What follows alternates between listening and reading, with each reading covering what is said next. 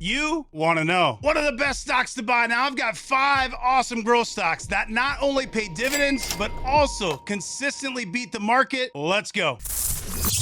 Imagine it's 2025 and you're chatting stocks over coffee. Grandma always swore by her blue chip stalwarts, big, reliable names like utilities or soap makers churning out steady dividends like clockwork. But now you're eyeing dividend growth stocks, DGIF stocks. These aren't the flashy newbies or meme stocks. They're solid companies. Think tech suppliers, healthcare innovators, semiconductor companies, quietly hiking payouts year after year. Grandma's picks still pay, sure, but these growers are outpacing inflation and then some. So today, I'm going to cover the 5 top total growth stocks that have a dividend but also do well on the share price. Now we're actually going to look at a total of 20 stocks today, so stick around for the whole video. We're going to use the screeners from Seeking Alpha. When you're on the homepage, you go down to this little tile here and click Stock Screener. Now from here, you can screen all types of different stocks. All stocks, you can get high dividend yield stocks, top growth stocks, value stocks, and so on. We're going to scroll to the very bottom here, and we're going to click on top dividend stocks. Now from here, I want to use some advanced filters. So I want to select the sector and industry, also the market cap. From there, you hit done, and then under edit filters, the default here is 25 million. Let's change it to 10 billion. We're also going to change these sliders from buy to hold for all 3. Now for the dividend yield, we're looking for total growth. So if it has a 6% dividend, it's going to be more of an income stock. So we're going to adjust this from 0.4% dividend to a max of 3.2%. When all finished, hit done, and your screen should look like this. Now I actually like all 4 of these stocks, but I'm going to explain more later why Microsoft is going to be the first pick on this list. Now once you drill into Microsoft, there's a tab called dividends. Under here, you can see the dividend safety is an A+. The growth is an A+. The yield's not that high, but again, we're looking for total growth. So we're looking for that dividend to grow, but we also want to see appreciation on the stock price. So you can see the dividend yield for Microsoft is less than 1%, but it's been growing that dividend for 20 years, and that 5-year dividend growth rate is 10.25%. Now for DGIF stocks, we want this really 10% as a minimum. We want that payout ratio as low as possible. If that payout ratio is over 50%, it's hard for the company to grow. It doesn't have the money to invest in R&D, share buybacks, mergers and acquisitions, and so on. So we want that payout ratio low. Now, of course, past performance doesn't guarantee future results, but in the past 5 years, this stock is up 146%. Plus, it's paying you a dividend, and if you're reinvesting those dividends, you're dripping dividend reinvesting. These can lead to massive compounders, even for young investors who are looking for growth that are aggressive. These are a great way to round out a portfolio to diversify and to have that bucket for those compounding dividend players. Now, just for comparison, the VU, the S&P 500, up 101% in the past 5 years. So you're getting outperformance and you're getting that dividend yield. Of course, the VU does pay a dividend as well, but Microsoft's giving you nearly 50% outperformance, which is massive if you think about compounding over time. Now, the second stock pick is actually a 4-for-1. And the reason for it is semiconductor equipment manufacturers. There are several strong ones to consider. The top dog on this list in terms of performance, when you look at the total growth, is going to be KLA Corporation, ticker is KLAC. You can see very similar to Microsoft with that A+ dividend safety score, A+ dividend growth. The dividend growth, 15 years, Microsoft was 20 years. And if you remember, Microsoft was just over 10% on this 5-year growth rate. KLAC is 14.51%, which is very strong. The dividend yield is also going to be less than 1%. Payout ratio is very low, 22%. This is what you want to see for DGIF stocks. Now, over the past 5 years, KLA has delivered a whopping 373%. And yes, that VU does pay you a dividend that's larger, but total growth, KLA destroys it. You can see the profitability metrics are very strong and A+. Now, these aren't hyper growth stocks or really even growth stocks. These are DGIF stocks, so they're not going to have massive growth numbers here, but still very solid. And keep in mind that semiconductors are cyclical and the equipment manufacturers are going through a down cycle. Now, valuation-wise, just like Microsoft and really all these stocks, it's tough because the market right now is near all-time highs. So you do have expensive prices on some of these stocks, but nothing compared to some of the meme stocks and those hyper-growth stocks that have huge air pockets. So the forward gap PE is about a 26, and that peg gap TTM 1.51. The forward peg 1.65. This is just under a $100 billion market cap. It has 2% short interest. Now, with all four of these semiconductor equipment players that I'm going to share with you, you have to keep in mind that China is a risk. There's exposure to China. One of the things I really like about KLA is advanced packaging. This is a new growth engine for the company. It has nearly 15,000 employees, and that compounding annual growth rate on EPS is 27% from 2019 to 2023. And KLA does play a critical role in the electronics ecosystem.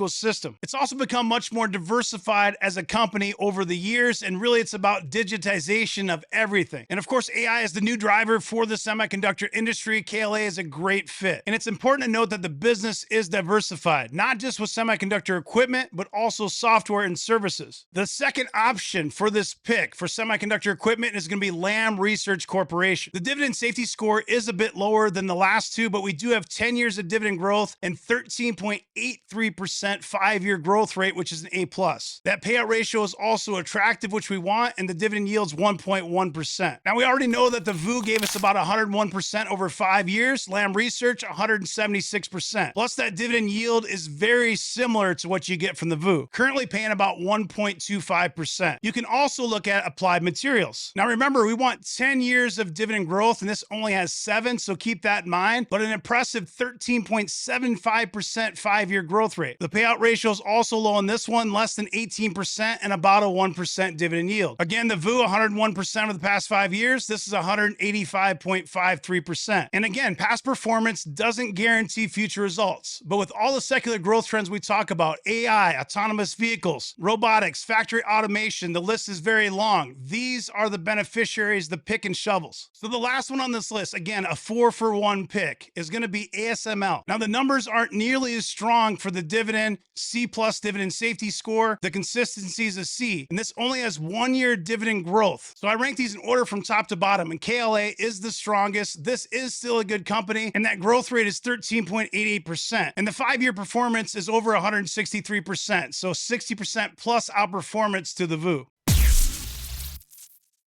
Now, this third stock we've talked about several times on the channel, but the Snapdragon chip is going to be huge when you think of NPUs. If you already know about CPUs and GPUs, the NPUs are going to allow you to process on the hardware. So, for example, on the smartphone or on that AI PC. And Qualcomm is diversified in several areas, including a collaboration with Amazon for AI-powered experiences in the car. So this is a great company. I encourage you to dive into it more. One of the risks to consider with Qualcomm is that relationship with Apple. And I covered in a previous video, but I believe that the growth in these other segments will outpace even if they do lose that Apple business. You can see Qualcomm has strong numbers. Dividend safety is an A, growth A+, dividend yields a B+. So this does have a little bit higher dividend, and that consistency is an A. 20 years of dividend growth. Now, the 5-year growth rate is less than we like to see. We want that usually 10%. It's at 6.2%. But the payout ratio is still attractive, below 31%, and it does have a nicer dividend yield at 2.11%. Qualcomm does beat the S&P 500 by about 4 or 5% in 5 years, but it does pay you that 2.11% dividend. So you're getting about a 3/4% dividend hike, and you're outperforming the market slightly. Plus, I do think the $160 level is a good price to buy Qualcomm as a long-term investor. You can see the 52-week high here was $230. It's now $161. It could certainly go lower, but I think it'll go back to that $200 to $250 level, and that could give you some alpha over the S&P 500 over the next several years. I got something to show you guys, and this is actually really cool, and you can join this for free. Now, I use Seeking Alpha every single day, and there's tons of different reasons why an investor could use it. I think with the opinion articles, you have to take some of them with a grain of salt, but I love looking at the metrics like I'm showing you today. They also do a great job keeping you up to date with news, as well as those earnings updates. As soon as the earnings come out, you've got the information, plus the earnings calls and transcripts. So you can unlock this event for free, this dividend investing forum. If you sign up for Seeking Alpha Premium, and there's a link pinned in the comments, you get $30 off plus a 7-day free trial. Now, this investing forum is next Wednesday, March 5th. So if you sign up within that 7-day window, you can check out this dividend investing forum for free. Now, of course, you can also play around with the screeners and the features, and if you like it, certainly keep it. I think it's a great complement to Fired Up Wealth, especially if you're already in our private community, Patreon, and Discord. All of the stocks that I cover on the top 5 today are going to be involved with AI, unpaid dividends, plus give you outperformance over the market on the share price. The fourth pick is Oracle Corporation. You can see dividend safety score and growth is an A-. That dividend yield is going to be a little bit lower, consistency B-. So you do have that 10 years of dividend growth, which is what you want for DGIF. You also have over 10% for that 5-year growth rate. Payout ratio is attractive at 27%, dividend yield just under 1%. Now, Oracle is a very profitable company, A+.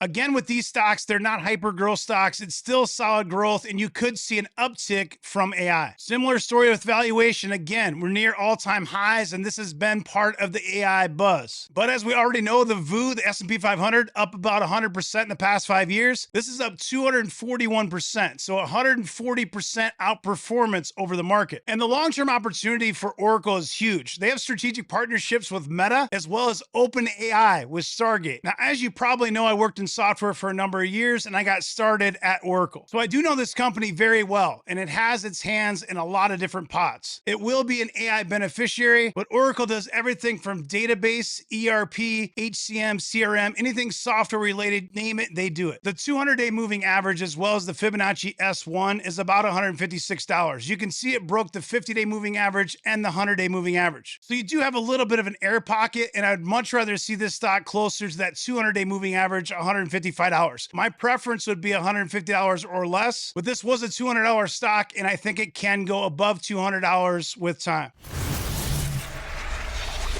So I'm going to cover the fifth stock, but then I have 15 more stocks after that. We're actually covering 23 total stocks today. So when I'm done with this pick, I'm going to give you the top 5 up-and-comers, those new DGIF stocks, the top 5 non-tech stocks, and also 5 stocks with higher dividend yield in case you're looking for that passive income. The fifth stock, and again, stay tuned for 15 more stock picks. This is going to be Accenture. Dividend safety is an A, that dividend growth A+.